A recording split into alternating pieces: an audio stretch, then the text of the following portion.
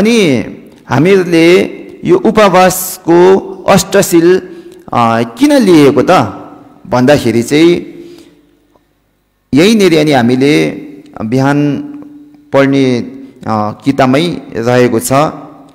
हामीले अष्टशील भनौँ सोझौँ लिनुपर्ने अनि उद्देश्य चाहिँ के हो भन्दाखेरि सेम्जे थम्चे घितोङ्गी छिर्दा भनेको चाहिँ सर्व प्राणीको हितको लागि अरे एउटा कारण चाहिँ हामीले बिहान सोझौँ लियौँ नि त, अष्टशील पालना गर्छु भन्ने प्रतिज्ञा लियौँ नि त।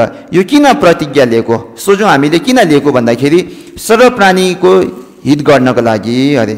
अनि त्यसै गरी फेम्पर झ्यावे छिर्दा भन्दाखेरि अनि अरूलाई अनि उपकार गर्नको लागि अरे। त्यसै गरी ढोवर झ्यावे छिर्दा भन्दाखेरि चाहिँ अनि प्राणीहरूलाई मुक्त गराउनको लागि अरे।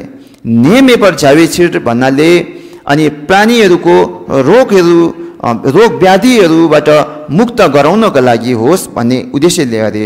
मुझे मेपर झ्यावे छिर भन्नाले अनि अनिकाल भोकमारीहरूको अन्त्य होस् भन्ने उद्देश्य लिएर अनि उपवासको शील लिने गरे। अनि त्यसै गरी अब जाउँछु कि छोगी छोएन यौसु झोपर झ्यावे छिर भन्नाले बोधि पक्षको धर्म भनौँ, हामीले मार्ग अभ्यास गर्दाखेरि धेरै त्यहाँनिर गुणहरू हुन्छ, सद्गुणहरू हुन्छ, त्यो आफू मनमा सम्पन्न गर्नुको लागि अरे।